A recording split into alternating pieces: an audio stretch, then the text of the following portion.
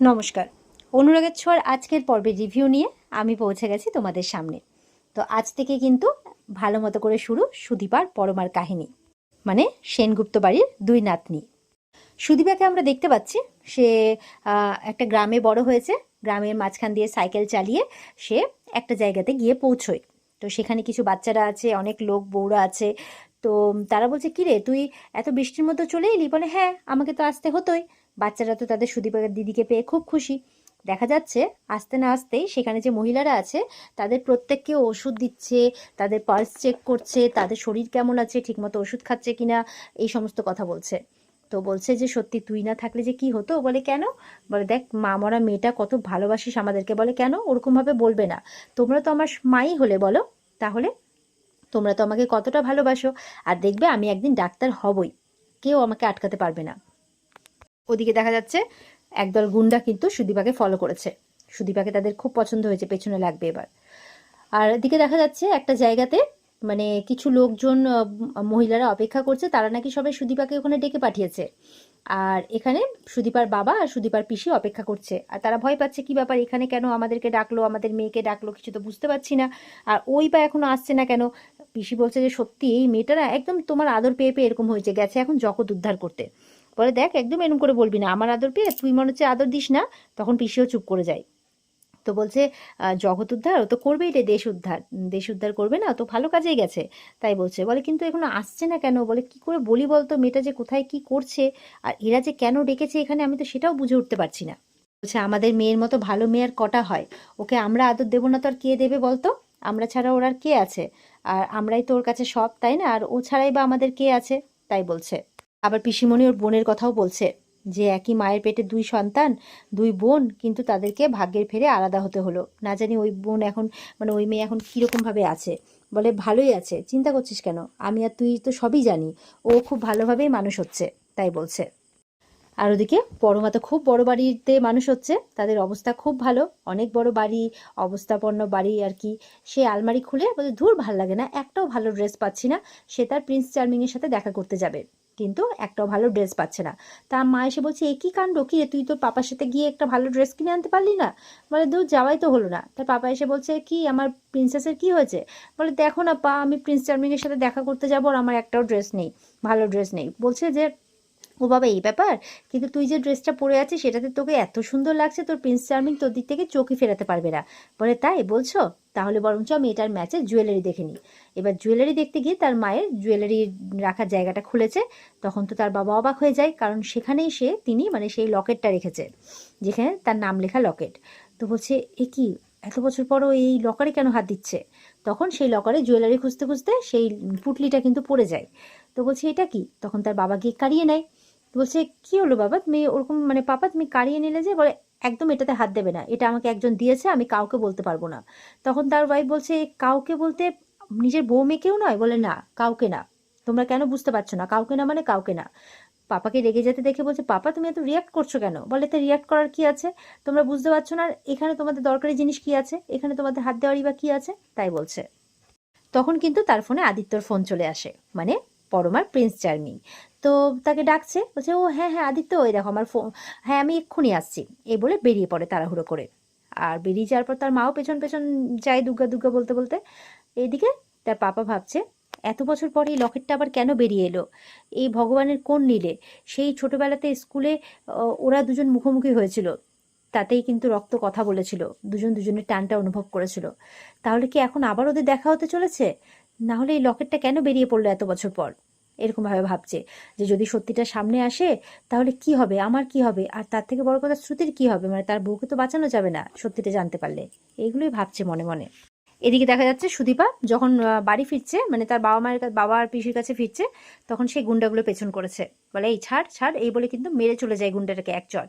বলে, দাঁড়া, তোর খুব তেজ বেড়েছে না, আমি তোকেই বিয়ে করব, দেখে নিস। এই গুন্ডাটা জেদ চেপে যায়। তো ওদিকে মানে ইয়ে আর কি, পরমার প্রিন্স চার্মিং, সে তো চলে আসছে একদম বাইক নিয়ে, এসে একটা জায়গায় দাঁড়ায়। আর ওদিক থেকে পরমা আসছে। তো দুজনে দুজনকে দেখে খুব খুশি। পরমা একদম আদিত্যকে গিয়েই জড়িয়ে ধরে, যে এতদিন পর দেখা হয়েছে তাদের। আদিত্য হচ্ছে একজন পুলিশ অফিসার, তার কাছে ডিউটিটাই সব। এরপরে বাইক নিয়ে তারা বেরিয়ে পড়ে আর কি। এদিকে তো সুদীপা এসছে, এসে বলছে যে কি ব্যাপার বাবা, এখানে এত ভিড় কেন, স্যার ম্যাডামরা সবাই এখানে কেন? তখন বলছে জানি না, তুই যে কি করেছিস। তখন ম্যাডামরা সবাই কাছে এসে বলছে সুদীপা তুই এটা কি করেছিস বলতো, দেখ কত লোক এখানে জড়ো হয়েছে। বলে আমি কি করেছি? তখন গ্রামের লোকজন হাসতে হাসতে বলছে ওরে তুই মেডিকেল এন্ট্রান্সে ফার্স্ট হয়েছিস, শুধু এই মানে তুই ফার্স্ট হয়েছিস যে কখনো এই গ্রামে কেন পুরো জেলাতেও কখনো মেডিকেল এন্ট্রান্সে কেউ ফার্স্ট হয়নি, তুই হয়েছিস, তাই বলছে। এটা শুনে তো খুব খুশি হয়ে যায়, খুশি হয়ে তার বাবা আর পিসিও খুব খুশি, দিয়ে বাবাকে জড়িয়ে ধরে বলে আমি পেরেছি বাবা, আমি পেরেছি। ডক্টর মানে সূর্য সেনগুপ্তর রক্ত বইছে বলে কথা, তার নাতনি বলে কথা, তো ডক্টর তো হতেই হবে। রূপারও ডাক্তার হওয়ার খুব ইচ্ছে ছিল, কিন্তু রূপা পরিস্থিতির চাপে হতে পারেনি, কিন্তু তার মেয়ে ঠিক হলো। এইভাবে বংশ পরম্পরাকে এগিয়ে নিয়ে যাবে দুই নাতনি। দিবা বলছে বাবা আমরা কিন্তু আর কোনো কথা শুনবো না, আমি আর তুমি এবার আমরা কলকাতা যাচ্ছি, তুমি অফিসে জানিয়ে দাও। বলে আচ্ছা ঠিক আছে মা। একজন আবার সঙ্গে সঙ্গে সম্বন্ধ নিয়ে আসে, বলে পাশের গায়ে একটা বিরাট বিজনেসম্যানের ছেলে আছে। বলে চুপ করো তো। তার বাবা বলছে আমার মেয়ে ডাক্তার হবে, বিরাট বড় ডাক্তার হবে। শুনে তো সুদীপা খুব খুশি। এবার তার বাবাকে ডাকতে আসে কিছু ইয়েরা, হাবলদাররা, বলছে যে তাড়াতাড়ি চলুন স্যার, একজন ছাগল চোর ধরা পড়েছে। বলে এই চলো চলো চলো। তখন সুদীপা বলছে এই সবসময় আমার বাবাকে এইভাবে ডেকে নিয়ে যাবে না তো, এবার আমার বাবাকে নিয়ে আমি কলকাতায় চলে যাব, যদিও বাবা রিটায়ার হবে তবুও তোমরা বিরক্ত করবে না। তখন ওই ঘটক বলছে তাহলে এবার কলকাতার পাত্র দেখি। বলে এই তুমি থামো তো, আমি এখন বিয়ে টিয়ে করবো না, আমি একজন ডাক্তার হব, এখন ডাক্তার, অনেক বড় ডাক্তার। এদিকে দেখা যাচ্ছে আদিত্য আর পরমা একটা নদীর ধারে বসে গল্প করছে। তো বলছে যে পরমা বলছে তুমি তোমার পরিবারের সাথে কবে আলাপ করাবে? বলে বাড়িতে নিয়ে গেলে তো বিয়ে দিয়ে দেবে। বলে হ্যাঁ।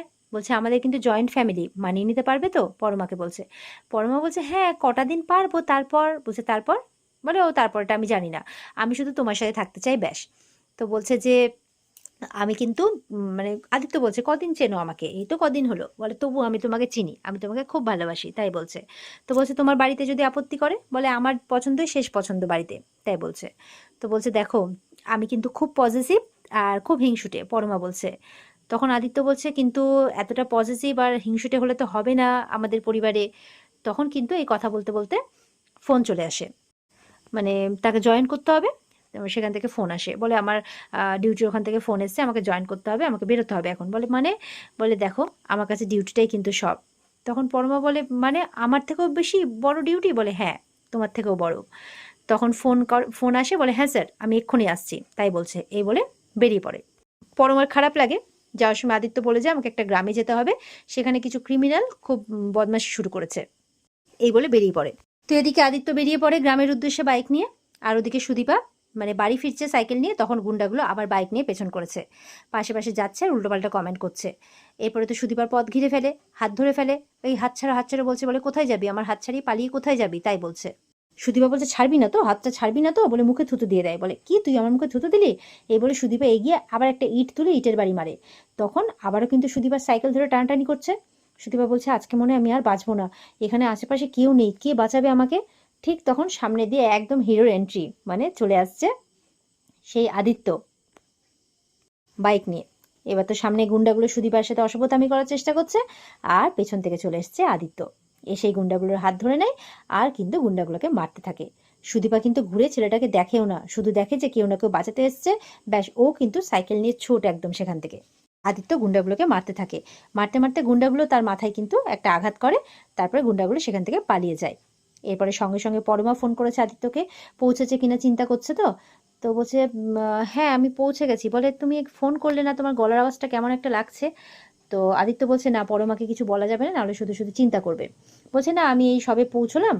তো বলছে আচ্ছা ঠিক আছে তুমি এখন ডিউটি ছাড়ো তো, তুমি আমার সাথে একটু গল্প করো। বলে আচ্ছা ঠিক আছে আমি একটু সেটেল করে নিই, তারপর তোমাকে আমি ফোন করছি, এই বলে ফোনটা রেখে দেয়। তো পরমার মনটা একটু খারাপ হয়। এবার সুদীপা চলে এসছে স্বাস্থ্যকেন্দ্রে, সেখানে আসছিল সে। এসে বলছে আমার এখানে আসতে খুব ভাল লাগে, খুব, এখানে ডাক্তার জেঠু আছে, আমি ডাক্তার জেঠুর মতোই বড় ডাক্তার হব। আর এখানে কত জার্নাল মানে কত মেডিকেল জার্নালরা আসে, আমি কত কি পড়তে পারি এখানে, ডক্টর জেঠুকে হেল্প করতে পারি, ইস কত ভাল লাগে, আমার খুব ভাল লাগে খুব, আমি একদিন ডাক্তার হবই, খুব বড় ডাক্তার, তাই বলছে। এই বলে খুব খুশি। আর এখানেই কিন্তু আজকের পর্ব শেষ হয়ে যায়। তো এই ছিল আজকের পর্বের রিভিউ। আশা করি তোমাদের এই নতুনভাবে অনুরাগের ছোঁয়া দেখতে খুব ভালো লাগছে। ভালো লাগলে কমেন্ট করে অবশ্যই জানাবে, আর একটু বেশি বেশি করে অনুরাগের ছোঁয়া দেখবে। দেখা হবে আগামীকালকে, সবাই খুব ভালো থাকবে। আর পর্বটাকে ভালো করে দেখতে অবশ্যই স্টার জলসার পর্দায় চোখ রাখবে। টাটা।